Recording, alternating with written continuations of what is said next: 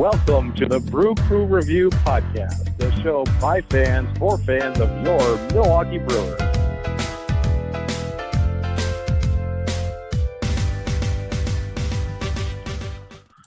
Hi, Brewer fans. Welcome to the Brew Crew Review Podcast. Joining me today is Scott Bartell. Scott, how are you doing? Not bad. Can't complain. How about yourself? And I'm Craig, and of course Vincent, Chad, or Simon, I think. So we got a bunch of news here to talk about, and I guess we'll start with kind of just recapping a little bit, and we'll go over each of it. First of all, a couple of congratulations are in order. Christian Yelich, who is one of the NL MVP finalists, one of the top three before they announced that award. He has actually received the Hank Aaron Award for the second year in a row, which is given to the best offensive player in the NL. So congratulations to Christian Yelich on that, and unfortunately injury-shortened season. Also, Lorenzo Cain won his first Gold Glove Award in the 2019 season, so a big congratulations goes out to him. Wait, did you say first or fifth? First. First ever? Unbelievable. I believe so, yes. Yeah, no, I'm just kidding around a little bit, but doesn't it seem like he deserved a lot more? Absolutely. It's a long time coming. A couple other Brewer yes, absolutely. A couple other Brewer roster moves that we'll talk about here a little bit at length. First of all, a couple of people, free agents have declined their club options, and that's, of course, Yasmani Grandal and Mike Moustakas, so they are free to sign with any club. They could, of course, sign with the Brewers if they're the highest bidder, but they are officially free agents. Also, the Brewers did not pick up their club option on Eric Thames, and therefore he is a free agent. And also, possibly the biggest news of the week is actually the Brewers made a trade, one of the first hot stove trades of the season, so to speak, for any club. And they've traded Chase Anderson, who had a club option left, for $8.5 million. And they traded that away, and it'll be picked up by the Blue Jays, who sent a first base prospect, left-handed hitting prospect, who's made it a Double-A and struggled a little bit last year, but that's Chad Spanberger. So there's quite a bit of news to get to. I should also mention that it came out just today that Josh Hader, unfortunately, did not miss the cutoff for the Super 2. He did hit the cutoff, so the Brewers will have to pay him a little bit more this year than they are anticipating, and kind of pretty much in all the trickle-down domino effect. They still have control over him for the next 4 seasons, but they're going to have to start paying him kind of what he's worth starting this season, and even more so in the 4th year of arbitration. He'll probably really make close to what he'd make as a free agent almost. So that's big news, and it's going to cost the Brewers, but they've got a great player still on their hands and team control. So, Scott, I don't know where you want to start with all that, but maybe start with the trade. Chase Anderson, no longer a Brewer. What's your take on this? Well, I was going to say when you mentioned Hader qualifying for Super 2 that he's going to get his payday finally.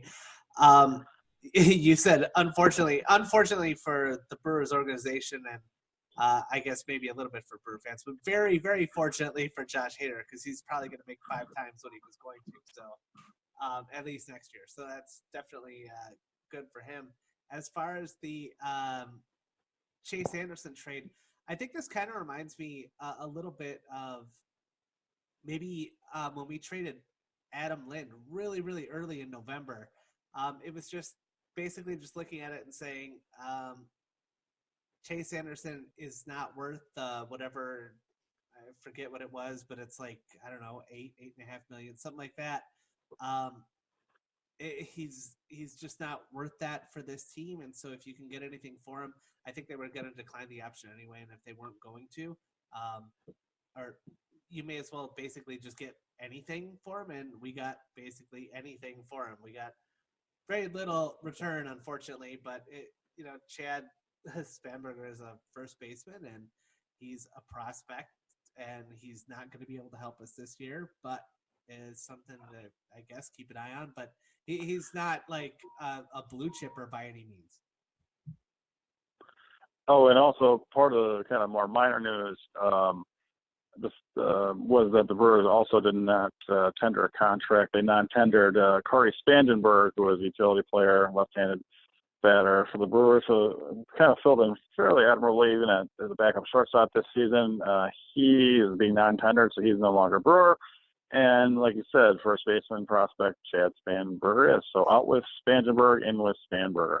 So the wheels are turning, and the Brewers roster is taking shape. I guess pretty much for Chase Anderson, again, the news came up that they were likely going to decline his option. I think that they feel that they can use that $8.5 million in the free agent market to better utilize it.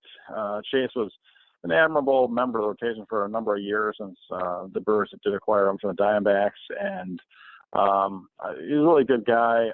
Again, he's someone who's kind of replaceable. Really provides some nice depth for the Brewers, but you could tell that the Brewers didn't think that highly of him when they decided to leave him off the 2018 postseason roster. But he did really fill in and had some key quality innings last year, so you can't fault the guy. And kudos to Stearns for getting something for him. And Spanberger is, he's still young enough. I think he's 23 or 24. He's only a Double-A, but I mean, he's a lottery ticket. He could become something of use, especially now that the Brewers really have no one on their current 40-man roster who can play or even platoon, particularly at first or third base as it stands. So if nothing else, he's there for depth or desperation or whatnot. But obviously the Brewers have something in mind to fill in those positions, possibly even bring back a third Mike Moustakas. We shall see. But what is your overall take, I guess, on the Brewers? It was kind of surprising to me. Thames had a $7.5 million option that the Brewers declined. I was a little surprised. I thought that was pretty much at probably what his market value would be, maybe a little bit above by $1 million or $2 million. But were you kind of surprised that Thames was jettisoned? I was definitely surprised because we don't have any kind of, I guess, in-house solution to what we're going to do with first base. And when you think about it, this is probably like the most question marks on a roster, especially a roster that has made the playoffs the last 2 years. So many question marks that, and I'm not really sure like what the plan is, but it's going to be really, really exciting. But I mean, let's look at it right now. Okay. So we got holes at first, catcher. We might have to upgrade short. We definitely have a hole at third. And then we still have to address probably the starting rotation and for sure the relieving corps as well. So there's a lot that needs to be done between now and opening day, but I'm sure Stearns will figure it out. Yeah, I mean, it's just the start of the hot stove season, and some of those players, like I said, like Moustakas, possibly even Grandal, could re-sign with the Brewers. So you just never know. But I think freeing up, well, technically, I mean, the Brewers freed up the $8.5 million and $7.5 million by not offering contracts to and trading, I guess, Anderson and Thames. So, I mean, it gives me some hope that the Brewers will still be able to sign Steven Strasburg and Garrett Cole this offseason. But yeah, I guess I'd temper. We might have to settle on just one. No, I think all joking aside, I think Brewer fans have to temper their expectations on the type of, especially starting pitchers that we're willing to quote unquote invest in long-term deals. And I think they've kind of shown their playbook already. I think that the Brewers would probably look to sign someone on a 1 to max 3-year deal, regardless of the quality of the free agent. So you never know. A couple of names that I throw out there that I like are Julio Teheran and Cole Hamels, but another guy actually I know you like a lot, Scott, that kind of is Rich Hill, is someone that rumored could be a potential Brewer target. He is left-handed, he strikes out a ton, but his age and injury history throw up huge red flags to me, and I would stay away from him, but possible option.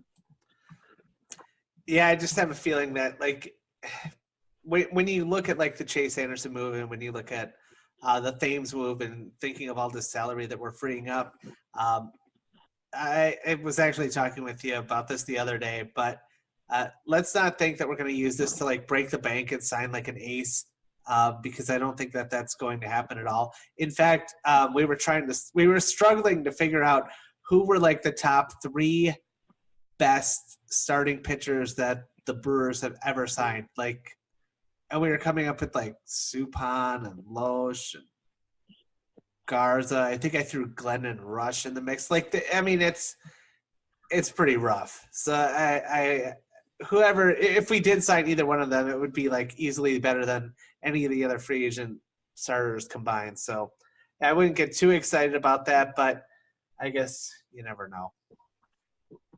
And Jordan, throwing that out there, Jordan Lyles is definitely an option to come back possibly on a 1 or 2 year deal after he pitched more than admirably for the Brewers on the stretch and into the playoffs. I mean, he got us to the playoffs. Without that trade of Jordan Lyles, I don't think the Brewers are in the wild card game at all. So kudos to that pick up by Stearns, and he's been a Brewer both of the last 2 seasons. And I wouldn't be surprised if he came back. I mean, there's something about the guy that he definitely has been pitching well as a Milwaukee Brewer, and much more than he did as a Pittsburgh Pirate at the beginning last year. So, I mean, he's definitely someone who should still be on the Brewers' radar, hopefully. Unlike, how they kind of treated Wade Miley, who threw a similarly over his head type fantastic season in 2018 for the Brewers, and they didn't seem to even want to match a very low salary on a 1 year deal that he got from the Astros. So, yeah, we'll see what happens. I mean, it's nice to go in the offseason with some open roster spots and some flexibility and some options out there to see if there's someone even better the Brewers can bring in, but we shall see. Yeah, Miley's actually a free agent again, so you never know. He could wind up making his way back to Milwaukee, but I mean, other than that, like, who's on your, like, I guess, super wish list or something like that where, I don't know, like, as far as the starting pitcher, that's like kind of like a possibility that we could even sign? Well, I mean, of course, it's possible we could sign just about anyone besides those guys that we mentioned, the big free agents. But, I mean, conceivably, maybe the Brewers could even afford to sign someone like Ryu, who is also a finalist for Cy Young Award. So he's probably priced himself out of our market and probably will, look to get a multi-year deal. But so he's probably, probably someone who won't get. But like I said, Julio Teheran is someone who's still young enough. I think he's 28 years old, still young enough, in my opinion, to make a breakthrough of some sort. He had a 3.81 ERA last year, and so some more signs of promise. I really like him on the breaks. He's always struggled. He does give up quite a bit of a long ball, which is not a great fit for the Miller Park, but other than that, I mean, you're looking at other pitchers that are possibly veteran types like Cole Hamels or Rich Hill that are, lefties, but they're pushing their late 30s at this point. And, there's Rich plenty Hill's of risk 40 involved with that. Yeah. So, I don't know. So, like I said, I feel the Brewers are going to make minor moves in the starting pitching front to, like, perhaps sign either Jordan Lyles or Wade Miley, a Julio Teheran on a short deal, or someone of that ilk that just completely surprising out of left field. And instead, focus some of their money on the bullpen, possibly bringing back Drew Pomerantz, who also, in my opinion, will get at least a 2-year deal, showing what he did show as a Brewer and lefty out of the pen. And I think you and I compared him to kind of a Andrew Miller light, which is kind of Andrew Miller how he is now with the Cardinals. Still a very valuable left-handed pitcher that can pitch multiple innings out of your bullpen. I think he'd be someone that should still be on the Brewers' radar. And it wouldn't surprise me if the Brewers invested in a player like that rather than, 4 or 5 year deal on a really good free agent starting pitcher. It's just not going to happen. So, yeah, I think pretty much every Brewer fan would be thrilled to get Pomerantz back, especially the version of Pomerantz that pitched for the Brewers. Obviously, he had a lot of success here after struggling for much of the year, actually. Other starting pitchers we could throw their names out there. I mean, I guess as far as like a wish list candidate, you could look at like a guy like Madison Bumgarner, but I don't think he's a great fit with the system. I don't know. I mean, I would probably look more toward like maybe a return of Jake Odorizzi. That could be interesting, I suppose. Or I guess we're always rumored with Zach Wheeler every year. We may as well throw his name out there for like the 5th year in a row. Yeah, unfortunately, both those guys had pretty phenomenal 2019 seasons, which I think would price themselves out of the Brewers market. I mean, not that we couldn't afford him. I just don't think that the Brewers want to invest in their starting pitching. And I mean, don't forget, besides, we still have some other depth in the rotation. Freddie Peralta still someone that can move back into the rotation. We, of course, acquired Jacob Faria last offseason. He was going to be in the mix. And then I guess you can't 100% write off Corbin Burns, too, as a possible back rotation option. So I think the Brewers still have some young guys in-house that will compete for kind of those fourth and fifth spots potentially, or at least even one of them. With that being said, I do think the Brewers will sign one free agent pitcher to a 1 or 2 year deal, and it'll be someone of the Jordan Lyles tier of player or quality talent, so to speak. And I guess I'll just stick with that because that's what I think will happen. And it wouldn't surprise me if they really did invest just as much money on 1 or 2 bullpen arms that really shore up the bullpen too. So we shall see. Brett but with that being said, that's the type that I see us getting, somebody like that. Yeah. And going into this offseason, we definitely have more holes in the offense than we have in the last couple of years. So I think we'll have to invest some money in that. Obviously, first base, third base, catcher are huge holes right now. And also shortstop could obviously use an upgrade. So there's definitely some things to be done. And I also think we need a super utility type player like Hernan Perez or whatnot, because of the fact that Keston Hiura is a late, defensive liability. Is going to need a defensive replacement in most games. So that's another, Stearns definitely has work cut out for him this offseason, but I'm definitely excited to see what he's going to put together. Yeah, it's going to be a lot. I think that there's so many question marks on this roster that I almost feel like he kind of has to start wheeling and dealing a little bit, like by the time the winter meetings roll around. But boy, I mean, this is the type of organization right now that really tries to get those bargains by kind of waiting and waiting and waiting. And I don't think he can do that because we have so many question marks. I mean, I don't know. I mean, the only thing we have going for us good right now is that there's a lot of pretty good free agent first baseman out there. So I think that is an easier position to upgrade. Or you can, I mean, obviously when we had Aguilar and Thames, at least the first year that we had them, it wound up working out phenomenally, and we just had no idea what we had there. So I have faith that Stearns will be able to figure out something at first base. Probably even on the cheaper end, but to be able to replace all the offense that we're losing with Moustakas and Grandal, if we can't get them signed, let's hope that we get at least one of them back. But kudos to those guys for being able to they basically took these shortened deals and said, I'm going to bet on myself that I'm going to be able to have an all-star year and get a big contract. And it looks like they made the right choice.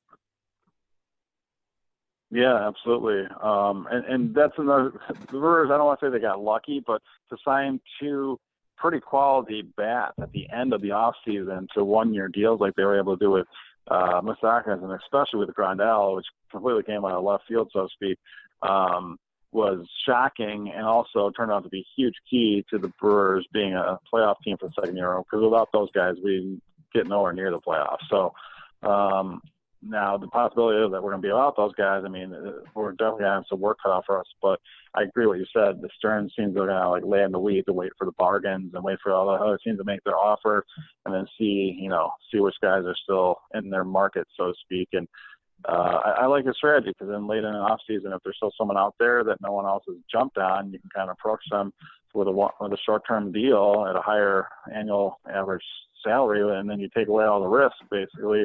And it's a really smart way to, I think, operate as a small market GM. So kudos to him.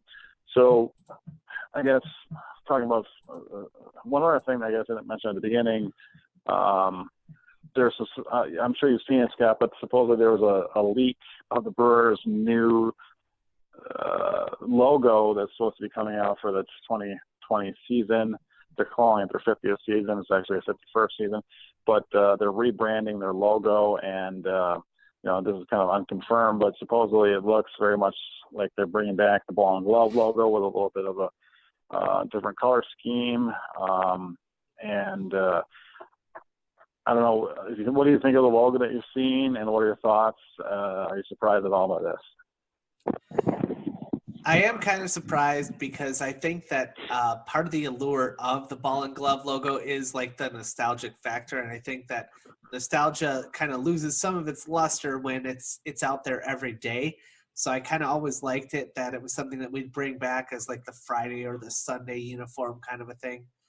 So it never, like, I mean, it was always kind of there in the background. To move it to the foreground and make it like basically our only logo is a little bit interesting, but I guess we kind of figured that things were going to change when once our sponsorship changed from Miller to American Family. So I guess there goes the wheat and there goes the M that was kind of it was basically the same kind of font, I guess, as the Miller beer logo. So yeah, with that being said, I don't mind it because it's, it's a great logo. So I'm kind of a little bit like I'd like to see us do something new, and I don't like organizations that change the logos every 10 years because it usually means that they're not very successful. But it's an awesome logo. That's where I'll agree with you, Scott. The original ball and glove logo is, without question, one of the top 5 best sports logo in sports history. And for the Brewers to jettison it when they did in the early 90s for whatever that logo was of the 90s, and then, of course, change it again, was really a stupid move. I'm sure someone got, in the marketing department had that brilliant idea back in the early 90s. But anyway, to ever get rid of that logo was really stupid. And I think to bring it back permanently, I think is a really good idea. Other people have pointed out that most other franchises have kind of a branded logo or symbol, and then over the years they change, uniforms, color schemes, other things, but they kind of stay true to that same original logo. And I think the Brewers should have done that to begin with, and now that they're going back to ball and glove logo, I think from this point until the end of the time, the Brewers should stick with that ball and glove logo and make any other variations of color scheme, or I would say not too drastic, but when you're talking about if you just want to, make different types of uniforms and other things to, merchandise for the team, that's fine. But leave the ball and glove logo in place from this point forward, definitely. Yeah, I would be totally okay with that. And you know what? If you need like a change of pace kind of thing, there's plenty of other throwback uniforms that you can use, like, just one weekend a year or whatever it is. Like, it's always something. But if you need a secondary logo, what's wrong with Barrelman? Love that guy. There you go, too. And not only that, but now the 90s and the 2000s ones will be the retro ones, believe it or not. So anyway, but I will say, I guess I'll wait till the official one gets released, but if I had to comment specifically about the leak logo that did come out there, I don't know if it was because it was such small print or whatever, but it literally looked like if you gave a marketing intern 15 minutes on Photoshop and said, go take the old ball and glove logo and make it new somehow, that would pretty much be what they came up with. So not to totally criticize it, but I'm hoping that when the actual original, the real one comes out, it's a little bit better than that one. But we'll see. So definitely excited for the ball and glove logo to be returning myself, though. So yeah, I will agree with you on that. It kind of looks like I just kept looking at it like something's off. If you're gonna do that, like, I get it that like the original ball and glove logo, you just looked at it and you said, oh, it's a ball and a glove. And I remember when I was young, like, I never even saw like the MB Milwaukee Brewers, and I think casual fans and in fact casual markets, I guess, or out of market people that are just looking at the Brewers don't even realize that there's an M and a B in that ball and glove logo. And so I think they were trying to make that a little bit more pronounced, and I don't think it worked exactly. The only other thing that I guess I'm going to say is that, like the retro Brewers, like the kind of powder blues with the yellow, that was always like kind of a pretty cool uniform too, but I want to stay away from that color scheme. Like I that's not like an everyday uniform. I'm not ready for that anymore. So if you want to update the color scheme, and then bring back the ball and glove logo. Like, that's going to make it look sort of modern anyway, to me. But yeah, whatever they tried to do to tweak it, it didn't work. Yeah, we'll see. We'll see when they're. I'm not going to take it totally. Like, again, this isn't necessarily breaking news. It's just still rumored at this point. The Brewers will make an official release, I'm sure, in the next couple of weeks to months, and definitely during this off season. And we shall see. And I'm sure we'll have more comments on it then. So, other than that, I think that pretty much wraps up for this podcast. We'll have Vince back on the next podcast, and we'll go over a little bit of some recaps from the 2019, playoff season, and also talk about potential free agents, who's on our radar. Obviously, we still got plenty of time before the hot stove really starts heating up around the winter meetings in about a month or so. But there's plenty of Brewer baseball to talk about, even though it's the off season, and we're excited for you to be joining us. So. Oh, and actually, Chad is on assignment, but Vince is actually celebrating a birthday. That's why he's not here. So he's kind of bopping around, having all kinds of fun, getting old. Oh, yeah. Happy birthday to Vince. I think he's 29 again for several years in a row. Guys don't do that. We just get really drunk and then just go, wait, what? How old am I? I don't know. Like, it's too much math. So. Doesn't matter. Yeah. Whatever's on the cake, that's how I know how old I am. There we go. All right. Well, it's going to be an exciting offseason, Scott. Looking forward to it. Going to see how this roster gets built. And the key thing is we're going to have our best franchise player, Christian Yelich, back to full health at the start of 2020. And also, hopefully, our former closer, Corey Knebel, back to full health as well. So those two things in and of themselves are very exciting. And I'll see which other guys will be joining him here as we start to add some more guys as free agents and possibly more via trade to the 40-man roster. So we shall see. Yeah, I have a feeling Stearns is going to keep us busy. So we're going to have to be doing a lot of kind of impromptu podcasts, and we're going to, keep Twitter up to date. Anytime we hear any rumblings, we'll let you guys know.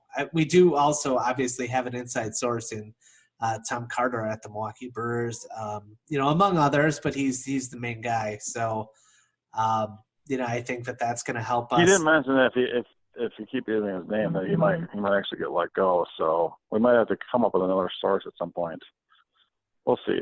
No, they're not going to let go of Tom Carter. I mean, look at that office. There's about 30 people that you would let go before him. Yeah, well, the Brewers are known to do stupid things as a franchise, so it wouldn't surprise me. Yeah, I guess, as a whole. Even if we have outed him several times, whatever. At least we don't use his real name, just anonymous, so we're fine.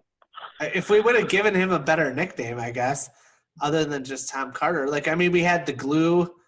Oh, wait, well, I think it was the fiber, actually. We should have gone with that, maybe. Oh, well. So, okay, so yeah, we could go with Tom C, T Carter, or the fiber. Awesome. All right, Scott, have a good one. Go Brewers. Go Brewers. Da, da, da, da.